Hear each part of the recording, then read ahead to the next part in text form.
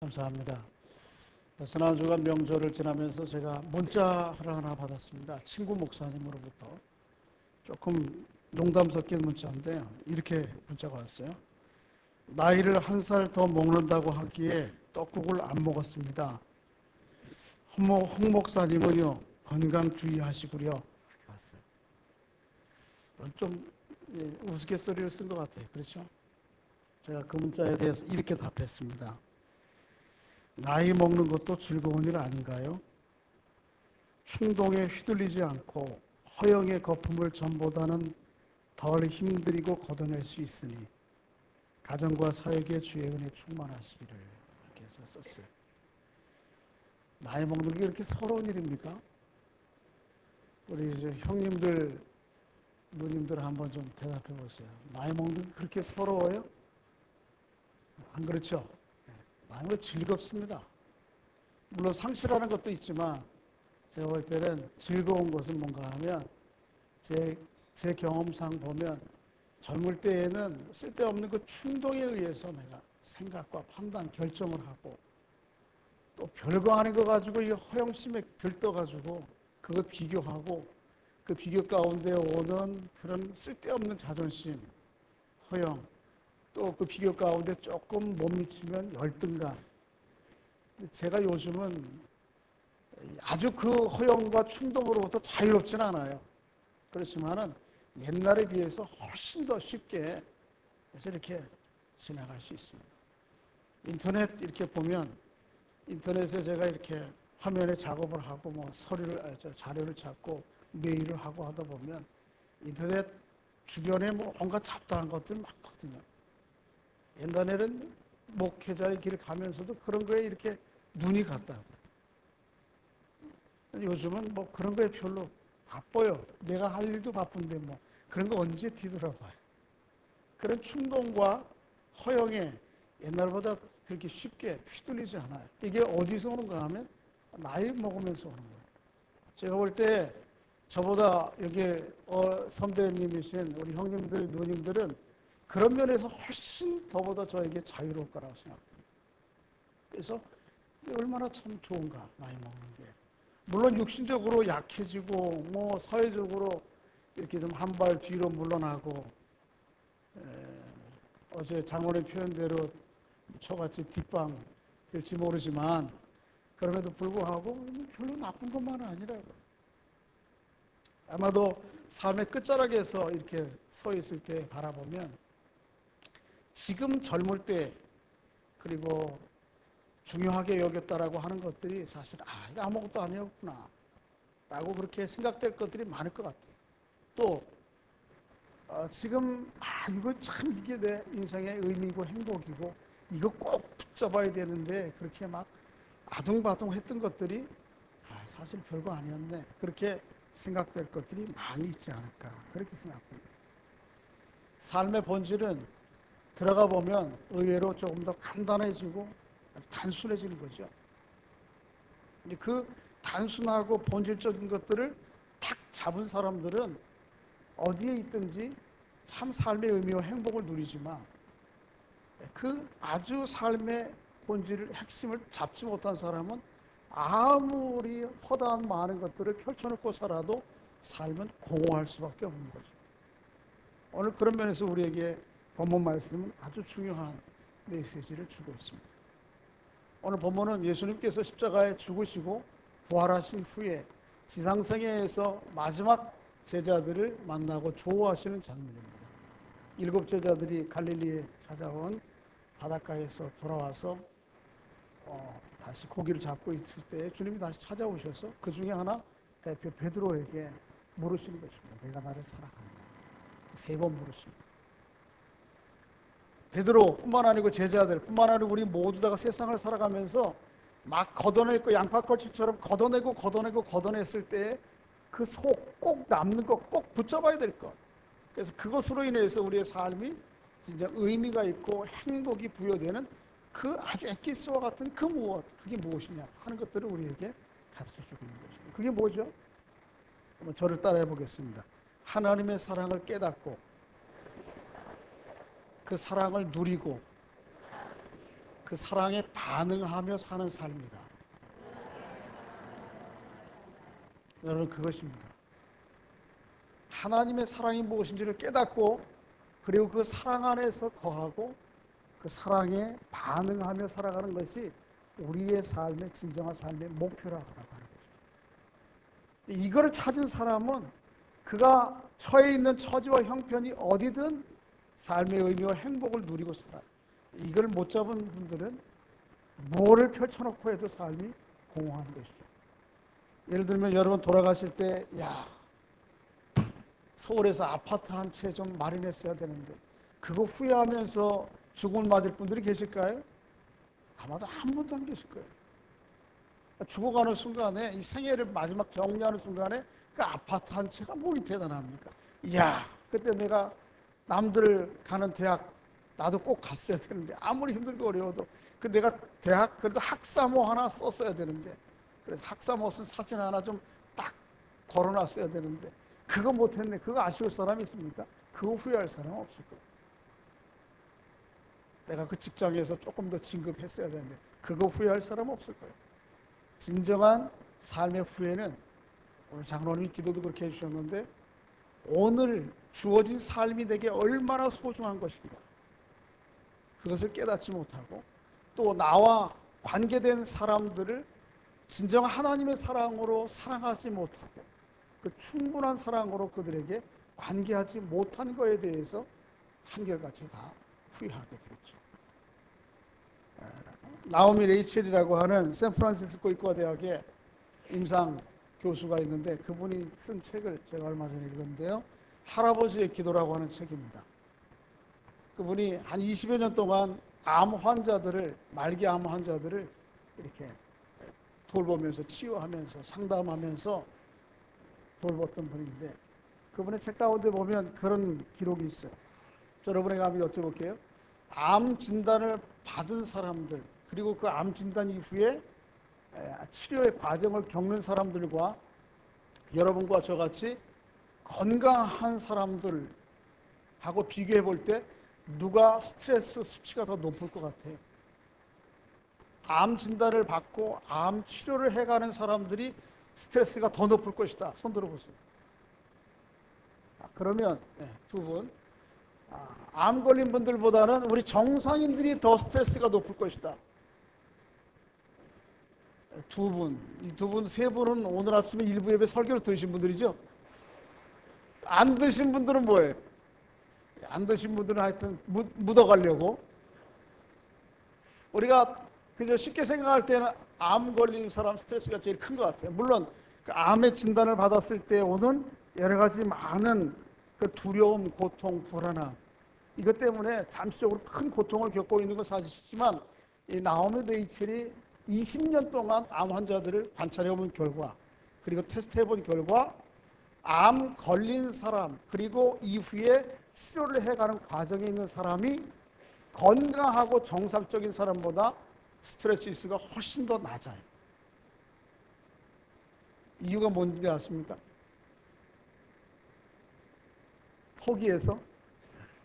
물론 소극적으로 보면 그렇게 포기해서 그런 거 있을 수도 있지만, 그걸 조금 더 적극적으로 해석해 보면 나오미 레이첼이 발견한 것은 뭐냐 하면, 생의 근본적인 의미를 발견하고 그것을 붙잡은 사람들은 어떤 육신적인 주변의 환경의 고통과 어려움에도 불구하고 훨씬 더 삶이 평안해요. 근데 아무리 건강하게 뛰어다녀도 도대체 이걸 해도 삶이 공허하고, 이거 해도 무의미해 보이고, 이거 해도 피곤함만 있고, 이런 사람들에게는 참 삶의 전제적으로 오는 스트레스가 크다는 거죠. 그래서 오히려 암과 같은 죽음에 직면하는 삶의 현실 앞에서 내가 정말 중요한 것이 무엇인가, 안 중요한 것이 무엇인가를 정리하고, 여러분, 암 시한부 6개월 남은 사람이 지금 강남에 투자해야 될까, 아니면 인천에 청라지구 투자, 이러고 다닐까요? 아니거든요. 근데 그런 것들이 때로는 정상적일 때 너무 우리가 허황된 것 때문에 쫓아다닌다는 거예요. 그래서 실제적으로 그 유방암, 항암 치료를 받은 여성이 자기에게 보낸 편지를 그 책에서 소개하고 있어요. 제가 잠깐 소개할게요. 이렇게 얘기합니다.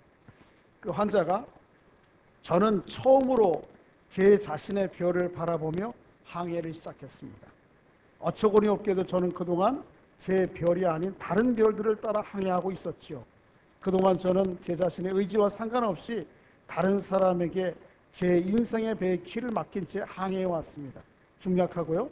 선생님은 무슨 연유로 제가 전보다 더 평화로웠는지 알고 싶으시죠? 글쎄요. 아마도 제가 더 이상 갈팡질팡하지 않고 저의 별을 따라 항해하기 시작했기 때문일 것입니다. 암 걸리기 전에는 남들이 생각하는 행복의 조건, 행복의 통로라고 생각하는 거 여기저기 막 쫓아다닌 거예요. 그것도 해보고 저것도 해보고. 아이들 키우는 우리 부모님들은 애들이 어떻게 해요? 막 영어 잘해주면은 야, 그거 행복하죠. 학교 가서 대학, 스카이 대학 들어가면 야, 그거 행복이라고 생각. 돈 잘 벌면 또 어떻고.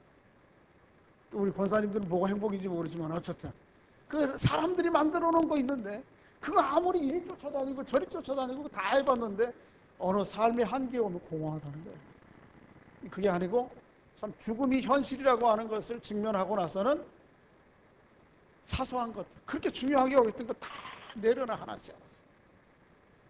그러면서 어떻게 이해하기 시작하는가 하면 오늘 나에게 주어진 오늘이라고 하는 것이 얼마나 대단한 선물인가. 안 그래요? 내일 죽을지 모레 죽을지 모르는 사람에게 오늘 이 한 날이 얼마나 소중해요. 내게 주어진 관계들이 비록 그 남편이 그 아내가 내 자녀가 남들이 비교해 볼 때 스카이 대학은 못 가고 대학도 떨어져서 전문대를 가느냐 뭐 이래 해도 그럼에도 불구하고 그들과 나에게 주어진 관계가 얼마나 소중하냐. 그걸 깨닫고 내게 주어진 관계들 안에서 하나님이 주신 사랑으로 함께 나누어 가는 소중한 거거든요. 거기에서 삶의 진정한 평안이 와요. 기쁨이 와요. 알 수 없는 안정감이 와요. 근데 그건 아니고 이리저리 막 삶의 시즌마다 필요한 것들 사람들이 좋다고 하는 거 그게 참 행복 있고 기쁨이 있다고 하는 저리 쫓아다녀봐도 삶은 늘 공허하고 불안해요. 사람의 궁극적인 이유 그리고 목적 포기하지 말아야 될 것 다른 거 다 껍데기처럼 벗겨놔도 꼭 잡아야 될 그게 무엇입니까?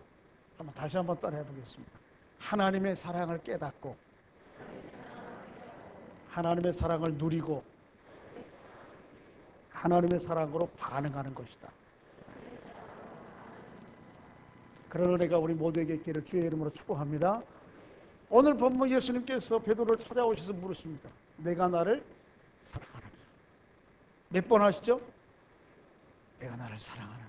내가 나를 사랑하느냐? 베드로가 대답합니다. 내가 주님을 사랑합니다. 내가 주님을 사랑합니다. 내가 주님을 사랑합니다. 왜 주님께서 베드로에게 오셔서 이렇게 물으셨을 것 같아요? 너 3번 나한테 부인했지? 채찍하시려고 그럴까요? 아니. 네가 3번 부인해도 나는 여전히 어떻게? 그 이상으로 사랑한다. 그 사랑의 표현을 주님께서 십자가의 죽으심을 통해서 실제로 베드로의 눈앞에 보여주셨거든요. 내가 너를 여전히 사랑한다. 베드로가 이 세상의 어느 곳에서도 경험하지 못한 하나님의 사랑을 여기서 경험하는 거예요. 부모, 자식이 아무리 대단하고 또 오늘 결혼할 부부들도 이제 예비 부부가 와 있는데 이성 간의 사랑이 아무리 불꽃이 튀듯이 뜨거워도 사실은 그런 속에서는 발견할 수 없는 거룩한 사랑을 그리스도의 십자가 앞에서 발견해요.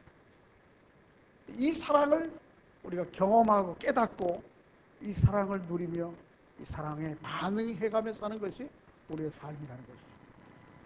오늘 베드로와 예수님의 대화 가운데 나오는 내가 나를 사랑하느냐? 그렇게 얘기할 때 베드로가 어떻게 대답해요? 내가 주님을 사랑합니다. 내가 나를 사랑하느냐? 내가 주님을 사랑합니다. 이렇게 사랑에 대한 3번의 대화가 나오는데 거기에 사랑이라는 용어가 2가지가 나와요. 하나는 뭔가 하면 아가페라고 하는 말이에요. 아가파오. 헬라어 말 그대로 하면 아가파스메 그렇게 합니다. 한번 따라해 보겠습니다. 아가파스메 그게 뭔지 아세요? 당신 나 사랑합니까? 그런 뜻입니다. 한번 서로에게 보고 얘기하세요. 아가파스메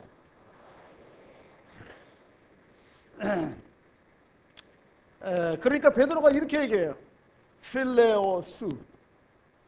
필레오스. 첫 번째, 두 번째 똑같이 예수님은 아가페스메 그렇게 물을 때, 아가페의 사랑으로 나를 사랑하느냐 물을 때, 베드로는 필레오의 사랑으로 당신을 사랑합니다. 그렇게 얘기해요. 근데 아가페의 사랑과 필레오의 사랑이 좀 차이가 있는 거긴 하지만, 아가페의 사랑은 무조건적인 하나님의 사랑이에요. 거룩한 사랑.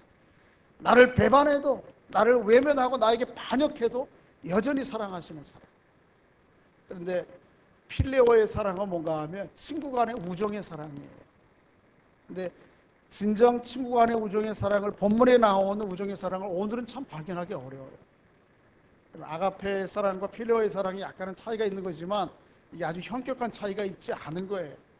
그래서 본문 당시에는 이 필레오의 사랑이 참 하나님의 거룩한 사랑에 가까운 인간의 사랑이라, 그렇게 C.S. 루이스는 얘기하고 있어요. 예를 들면 이런 것입니다. 요한복음 15장에 보면 예수님께서 이렇게 얘기해요. 한번 따라해 보겠습니다. 사람이 친구를 위하여 자기 목숨을 버리면 이보다 더 큰 사랑이 없나니. 자, 저를 보세요.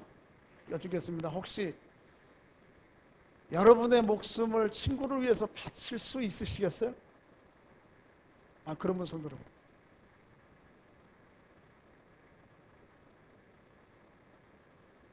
그런 사랑이 있어요, 없어요? 지금은 없지만 오늘 본문 당시에 있었어요, 없었어요? 있었으니까 예수님이 이런 말씀하시죠. 예수님이 있으니까 말씀하는 거예요. 사람이 친구를 위하여 자기 목숨을 버리면 이보다 더 큰 사랑이 없나니. 내가 명하는 대로 행하면 곧 나의 친구라. 너희는 나의 친구라. 고대 당시에는 지금 우리 시대에 찾아볼 수 없는 거룩한 우정, 필레오의 사랑이 있었어요. 예를 들면 이런 것입니다. 여호수아하고 갈렙 우정의 사랑. 그 다음에 다윗하고 누구죠? 요나단의 사랑. 또 디모데와 바울의 사랑. 아마 이런 것이 그런 필레오의 사랑 가운데 하나. 우리는 참 세상이 발전한 게 아니에요, 사실. 그렇죠? 우리 고대 당시에 진정 실제적으로 그렇게 친구를 위해서 목숨을 바치고 못 바치고 그런 결과를, 상황이 만들어줄 수 있기도 하고 없기도 하겠지만, 그래도 불구하고 우리 마음 가운데 옛날 우정에는 그런 순수한 그런 사랑이 있었어요. 요즘은 그렇지 않아요. 친구의 관계라는 게 무엇입니까? 달면 어떻게 하고요? 쓰면 어떻게 하고? 요즘 친구 우정이 그런 게 아닌지 모르겠어요. 근데 오늘 본문 당시에 필레오의 사랑도 그런 사랑이 있어요. 근데 하나님께서 오늘 기대하시는 게, 주님께서 기대하시는 게 그거예요. 내가 정말 이런 사랑으로 나를 사랑하느냐. 베드로가 동일하게 대답합니다. 내가 사랑합니다. 그 사랑으로 주님을 사랑합니다. 아가페의 사랑과 필레오의 사랑은 별로 다른 게 아니에요. 여러분에게도 그런 하나님의 은혜가 있기를 주의 이름으로 축복합니다. 어떤 사랑으로요? 하나님의 거룩한 사랑으로, 친구를 위하여 목숨을 내어주는 그런 사랑으로 주님을 사랑하고 주변에 있는 사람들을 사랑하는 삶의 은총이 있기를 주의 이름으로 축복합니다. 이 사랑 이외에도 헬라어에는, 성경이 쓰여진, 오늘 본문이 쓰여진 당시에 헬라어에는 사랑을 나타내는 말이 두 가지가 더 있어요. 하나는 뭔가 하면 스토르게라고 하는 사랑. 이것은 부모와 자녀 간의 애정 같은 것입니다. 자녀들 보면 끓는 애정이 있죠. 그렇죠? 그래, 안 그래요? 여러분은 별로 안 계신가요? 저는 그렇더라고요. 지난번에 군대 우리 애 간다고 그래서 훈련소에 데려다 주러 갔는데, 훈련소에 가면은 이제 훈련소에 입소식을 해요. 한 1시간 정도. 입소식을 하면서 보내는 부모와 떠나가는 아들 사이에 좀 이별의 시간들이 필요한 거예요. 좋은 것 같아요. 그래서 그걸 기대하고 이제 갔어요. 근데 비가 막 내려요. 비가 막 오는데 방송이 나와요. 군 장병들을 데리고 온 부모님들은 오늘은 비가 오는 관계로 연병장에서 입소식이 없을 예정이 오니 충무대 앞에 들여보내고 돌아가십시오. 그래 비가 막 오는데 갔어요. 얼마 걷지 않아서 막 금방 충무대 이게 실내 체육관처럼 생겨 딱 나타나더니 여기서 들어가는 거예요. 그래서 짠하더라고요. 그래서 아들을 끌어안고 기도해주고, 아들아, 너 잘할 수 있어. 돌아서 가지고는 그냥 안 돌아봐. 돌아서는데 보니까 자기도 좀 찡한 거야. 그리고 돌아서 제 마음이 아주 짱해요. 저는 울지는 않았지만 속으로 울었어요. 이게 뭐예요? 부모와 자녀 간에 있는 affection이, 스토로게. 이게 아주 본성적으로 나오는 거예요, 이거는. 또 두 번째, 에로스라고 하는 사랑이, 이게 이성 간의 사랑이에요. 여러분, 이성 간에 그냥 이렇게, 요즘 나이 드신 분들은 좀 별로 찌릿찌릿 안 합니다만, 저는 지금 옛날에 데이트할 때는 생각만 해도 기분이 좋고 가슴이 울렁거리고, 저기 다음 주 토요일 날 결혼할 우리 기현자매 아마 지금 울렁울렁 할 거란 말이에요. 옆에 앉아 있는 게 막 그냥 이게 무슨 환상인지 꿈인지 막 이러고 있을 거라고, 둘 다. 저게 뭐냐면 이성 간에 주신 본성적으로 나오는 사랑이에요. 근데 착각하지 마세요. 부모와 자식 간의 스토로게의 사랑이나 남녀 간에 누리는 이성 간의 본성적인 사랑은 하나님의 사랑과는 거리가 있어요. 하나님의 사랑, 스토로게의 사랑, 아가페의 사랑과 필레오의 사랑은 그런 감정적인 사랑이 아니에요. 그래서 스토로게, 부모와 자식 간의 사랑, 이성 간의 사랑은 감정이 움직여요. 그래서 C.S. 루이스는 그런 사랑이 움직일 때는 우리의 횡격막이 오르락내리락 한다고 그래요. 기쁘면 어떻게 해? 흥분하고, 서로 관계가 안 좋으면 어떻게 하고? 막 이 슬픔이 있고.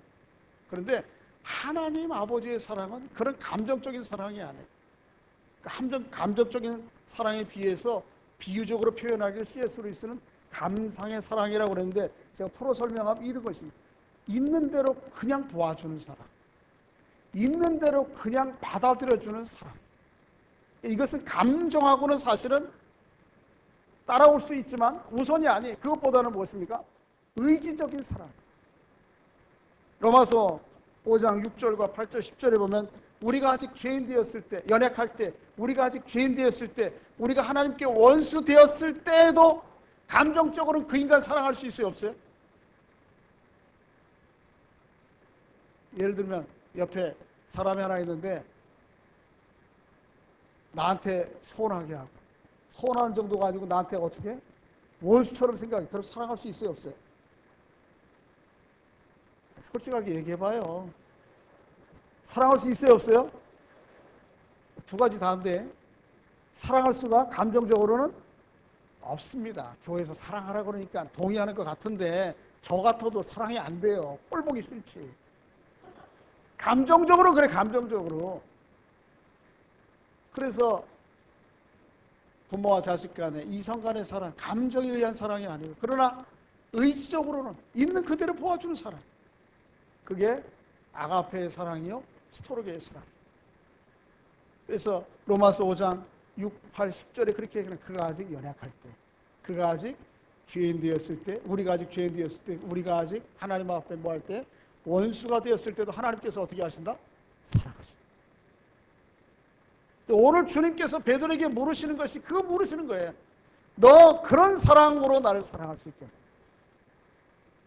너 그런 사랑으로 나를 사랑할 수 있겠느냐? 베드로에게 물으시고 여러분과 저에게 물으시는 거예요. 여러분, 주님이 물으시는 것처럼 주님 사랑하실 수 있습니까? 주님이 우리를 사랑하신 것처럼 우리도 사랑하는 삶의 은총이 있기를 주의 이름으로 축복합니다. 하나님의 사랑은 거룩한 사랑이에요. 하나님의 사랑은 참 거룩한 사랑이에요. 마태복음 5장에 보면 참 재밌는 표현이 있어요. 하나님이 어떤 사랑인지 한번 따라해 보겠습니다. 하나님이 그 해를 악인과 선인에게 비추며 비를 의로운 자와 불의한 자에게 내려주십니다. 여러분, 우리는 어때요? 우리가 목을 줄 게 있으면은 내게 호의를 베풀고 사랑하는 사람에게는 줄지언정 나를 서운하게 하거나 원수 맺고 하는 사람들에게는 줘요, 안 줘요? 절대로 안 주세요. 근데 하나님은 어떻게 해요? 해를 비추시되 선인에게나 어떤 사람에게나 악인에게나 비를 내리시되 누구에게나 의로운 사람이나 불의한 사람이나 내리시되. 이게 뭐예요? 이게 아버지 하나님의 거룩한 사랑이에요. 그런데 이런 하나님의 거룩한 사랑을 깨닫고 나도 누리고 그 사랑으로 하나님도 사랑하지만 내 주변 사람들을 사랑할 수 있다. 오늘 주님께서 그걸 우리에게 물으신 거예요. 사랑으로 하나님을 사랑하시고 주변에 있는 모든 지체들을 사랑하는 삶의 원천의 길을 주의 이름으로 축복합니다. 베드로는 주저주저하지만은 그 사랑으로 고백합니다. 주님이 나에게 보여주셨던 그 사랑으로 나도 주님 사랑합니다. 그때 주님께서 말씀하십니다. 그래, 그러면 너는 내 양을 먹이라. 그리고 내 양을 치라, 내 양을 먹이라. 3번 말씀하세요. 여러분, 사랑에 대한 마땅한 반응은 감정이 아니에요. 느낌이 아니에요. 그러니까 부모와 자녀 간의 감정은 감정이에요. 사랑이. 이성 간에도 사랑이 어때요? 출발은 감정이에요. 감정, 느낌이에요. 그렇지만 진정한 사랑은 감정에서 끝나는 것이 아닙니다. 진정한 사랑은 무엇이죠? 진정한 사랑에 대한 마땅한 반응은 행동이에요. 내가 나를 사랑하느냐? 내 양을 먹이라. 내가 나를 사랑하느냐? 내 양을 치라. 그 하나님의 사랑을 마땅히 받은 사람들에 대한 마땅한 반응은 무엇입니까? 양을 먹이고 양을 치는 거예요. 양 치는 것 낭만적으로 보이세요? 우리 김현주 전사님이 한번 설교할 때 제가 들었는데, 양은 결코 그렇게 양 치는 것이 낭만적이고 목가적이지 않아요. 양은 아주, 양 치는 것은 힘든 일입니다. 특별히 히브리 사람들, 오늘 본문이 쓰여질 당시에 이스라엘 사람들의 배경으로 생각한다면 더더욱 그래요. 굳은 일이에요. 굳은 일. 힘든 일이에요. 그런 정도가 아니고 히브리 종교문화 사회 가운데서 보면 양치기는 아주 부정한 일입니다. 여쭤볼게요. 예수님이 이 땅에 오셔서 탄생하실 것이다 라고 하는 소식을 제일 먼저 들은 사람은 누굽니까? 목자. 목자가 누구예요? 양치는 목자거든요. 근데 왜 예수님의 탄생이 제일 먼저 그들에게 알려졌다고 생각하십니까? 이유는 뭔가 하면 그들이 그 당시에 가장 천박한 사람들 가운데 한 사람이었기 때문에 그래요. 하나님은 가장 낮은 곳에 오시는 거거든요. 그래서 양치기 목자들이 들에서 광야로 돌아다니다가 이스라엘 공동체 마을로 이스라엘 사람들이 안으로 들어오려면 그들은 반드시 정결 예식을 거쳐야지만 이스라엘 공동체 안으로 들어와서 생활할 수가 있었어요. 짐승을 다루는 문제는 옛날이나 지금이나 천하게 생각했다. 이런 정도로 양치는 일이라고 하는 것은 힘든 일이에요. 굳은 일이에요.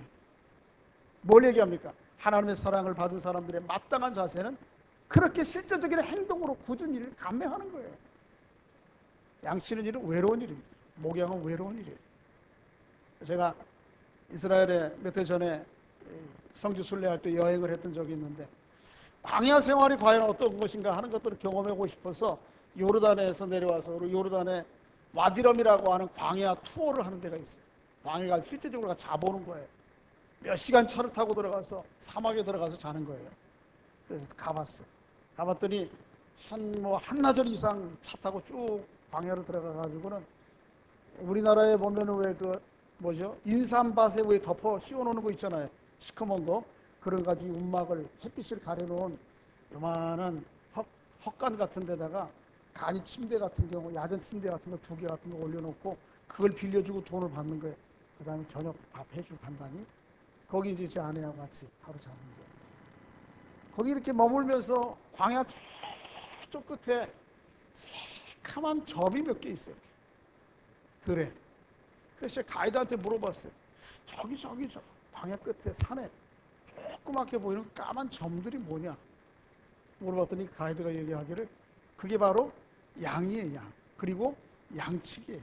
이 사람들은 흰 옷도 입지만은 검은 옷도 많이 입더라고요. 햇빛이 많이 나는데. 그래 까만 점처럼 보이는 거예요. 제가 그것을 보면서 묵상했어요. 야, 저런 삶을 살아가는 것이 얼마나 외로운 일인가. 아무도 없어요. 마치 40년 광야 생활의 모세처럼. 보이는 것은 뭡니까?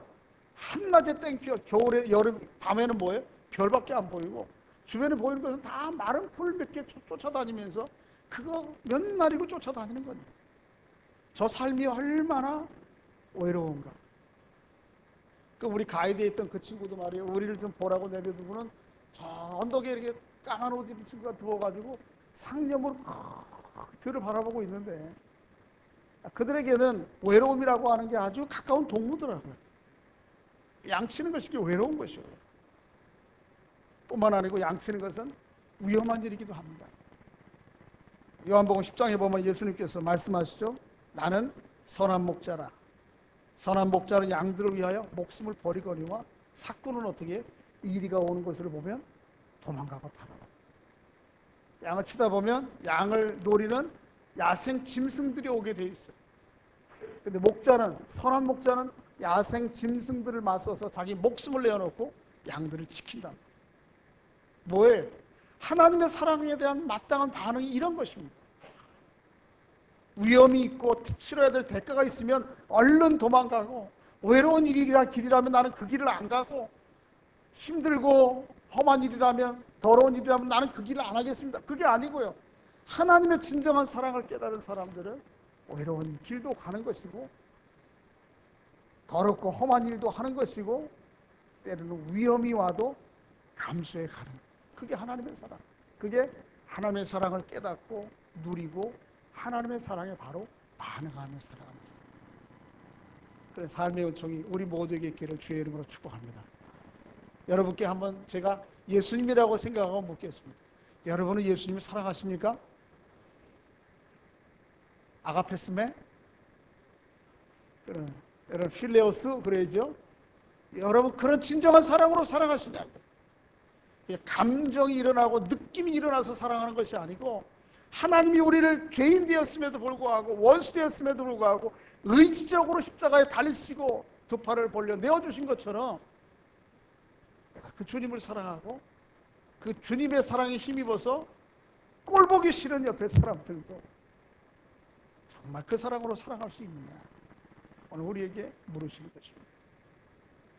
하나님이 그 거룩한 사랑으로 하나님도 사랑하시고 여러분 주변에 있는 모든 사람들을 사랑해 소중한 하루하루 순간순간을 이어가는 여러분의 삶이 있기를 주의 이름으로 축복합니다. 내 힘으로 됩니까? 안 되는 거예요. 그래서 예수님께서 이렇게 하라 말씀하셨어요. 오늘 본문 한번 읽어보겠습니다. 자, 18절 19절 시작.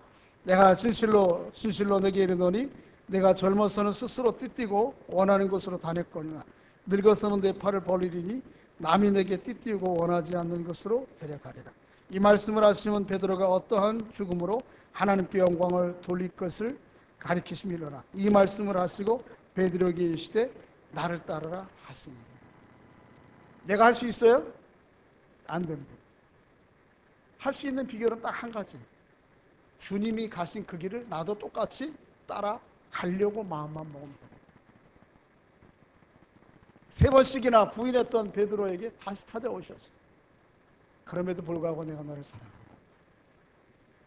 이 거룩한 사랑을 보여주신 그 주님 앞에 나도 주님과 같이 너는 나를 따르라 말씀하신 것처럼 내가 여러 길을 주님 먼 길을 쫓아갈 수 없을지 모르지만 주님이 가신 그 길을 내가 한 걸음씩은 따라가겠습니다.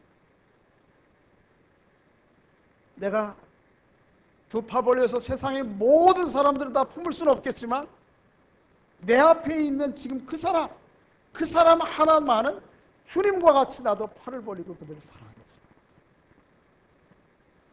그래서 사랑으로 한 걸음씩만 나아가면 베드로가 두 팔을 벌려서 하나님의 사랑으로 세상을 품고 그리스도의 복음을 가지고 하나님의 영광을 드러냈던 것처럼 우리의 삶이 하나님 앞에 아름답게 두 팔 벌려 세상을 사랑할 수 있는, 주변 사람들을 사랑할 수 있는 거룩한 삶이 될 수 있음을 오늘 우리들에게 약속해 주고 있습니다.